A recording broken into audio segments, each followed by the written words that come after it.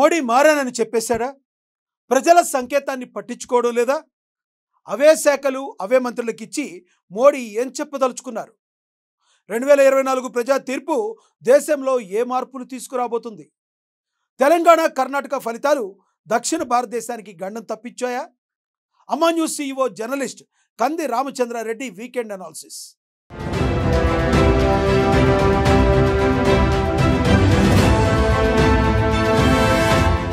మోడీ మారానని చెప్పేశాడా? ప్రజల సంకేతాన్ని పట్టించుకోవడం లేదా?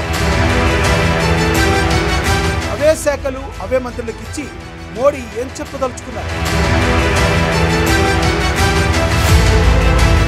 2024 ప్రజా తీర్పు దేశంలో ఏ మార్పులు తీసుకురాబోతుంది? తెలంగాణ కర్ణాటక ఫలితాలు దక్షిణ భారతదేశానికి గండం తప్పించాయా? అమ్మా న్యూస్ CEO జర్నలిస్ట్ కంది రామచంద్రారెడ్డి వీకెండ్ అనాలిసిస్.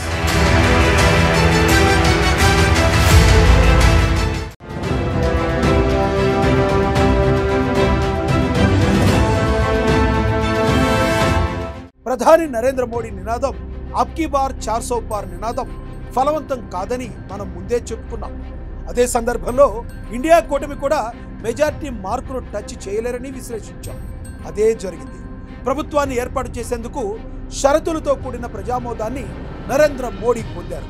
ప్రజా తీర్పుపై వ్యక్తమైన ప్రజల అభిష్టాన్ని మోడీ గుర్తించకపోవడం భవిష్యత్తులో ప్రభుత్వానికి ఇబ్బందులు తెచ్చిపెట్టే అవకాశాలున్నాయి.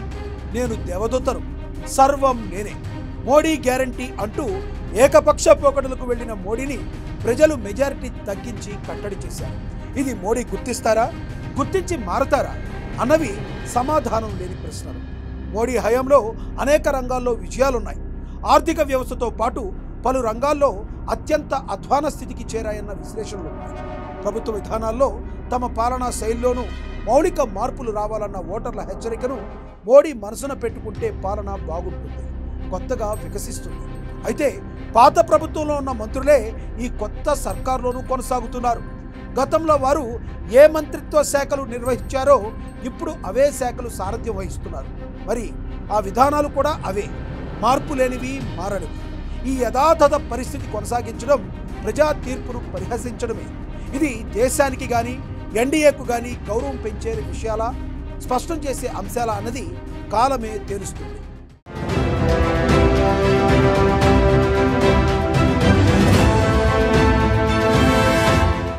దేశంలో ఏకపార్టీ ఆధిపత్యానికి ఇక ఫుల్ స్టాప్. ధోరణి మారితేనే 5 ఏళ్ల పాలన నాన్ స్టాప్. బలమైన ప్రతిపక్షం, ప్రజలిచ్చిన నేటి తీర్పు సర్కారు ప్రగతిని సరిచేసే భారీ మార్పు. పార్లమెంట్లో సంఖ్యాబలం లేని ప్రభుత్వానికి నాయకత్వం వహిస్తున్న ప్రధాని మోడీ అధికారాన్ని కనీసం భాగస్వామ్య పక్షాలకైనా పంచుతారా? ఇక ముందు కూడా పాత దూకుడే కొనసాగుతుందా? దేశం ఆసక్తిగా చూస్తుంది. దక్షిణాదిలో మోడీ నినాదమే తొలిసారి ఆకర్ష మంత్రమై భారీ సీట్లను సాధించింది. ఒక రకంగా మోడీ మూడోసారి 2024లో ప్రధాని కావడానికి సౌత్ బెల్టే కారణమైంది. ఏపీ, కర్ణాటక, తెలంగాణ 3 రాష్ట్రాలు మోడీని మూడోసారి ప్రధాని పీఠంపై కూర్చుంటాయి. ఇది దక్షిణాదికి మేలు చేసే పరిణామమని ఇప్పుడు బీజేపీ వ్యతిరేక విశ్లేషకులు కూడా పేర్కొంటున్నారు. నియోజకవర్గాల పునర్విభజన 2026లో ఉన్న నేపథ్యంలో దక్షిణాది కోటాను నష్టం ఉండదన్న ధీమా ఈ ఫలితాల వల్ల ఏర్పడింది. ఓ గండం ఈ రకంగా గడిచినట్లే అయింది.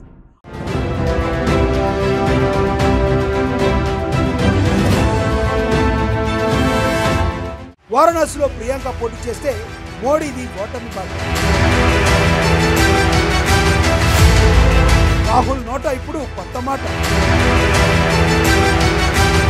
అయితే ప్రతిపక్ష బాధ్యతల్లోనే రాహుల్ ఉంటే ఆ మ్యాజిక్ మార్క్ ఖచ్చితంగా ఇండియా కూటమి వెళ్తుంది. ఇది స్వపక్షీయుల మాట. రాహుల్ యాత్రలు కాంగ్రెస్కు అద్భుతంగా మేలు చేశాయి. రాహుల్ను ప్రజల ముందు కొత్తగా ఆవిష్కరించాయి. పప్పులా ఎగతాళి చేసిన మోడీ కళ్ల ముందే బెబ్బులిలా రూపాంతరం చెందాడు. 9 రాష్ట్రాల్లో కాంగ్రెస్ పునర్వికాసం సాధించింది. తెలంగాణ, కర్ణాటక, ఛత్తీస్గఢ్, మధ్యప్రదేశ్ ప్రాంతాల్లో కాంగ్రెస్ వికాసానికి ఇంకా అవకాశాలున్నాయి. 2019 ఫలితాల తర్వాత అదే పట్టుదలతో ఉంటే ఇప్పుడు మోడీ 3.0 ఉండదని ఇండియా కూటమి నేతలు చెబుతున్నారు. ఇక భవిష్యత్ కాంగ్రెస్ ఇండియా కూటమిదేనని ధీమా ప్రదర్శిస్తున్నారు. కాంగ్రెస్ను ఉత్తరప్రదేశ్ ఉత్సాహపరిస్తే మహారాష్ట్ర మహదానందపరిచింది. బలమైన ప్రతిపక్షంగా రాహుల్ పోరాడితే తర్వాత ప్రభుత్వం కూటమిదే ఏర్పడొచ్చు. 75 ఏళ్ల నిబంధన మోడీకి వర్తిస్తుందా? వర్తించదా? వర్తిస్తే మోడీ తర్వాత ఎవరు?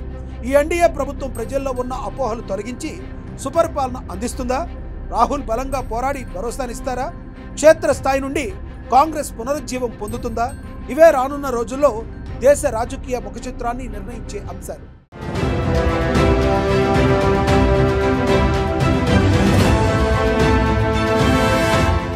ఇది ఈ వారం వీకెండ్ అనాలిసిస్ బై కేఆర్ఆర్. నమస్తే.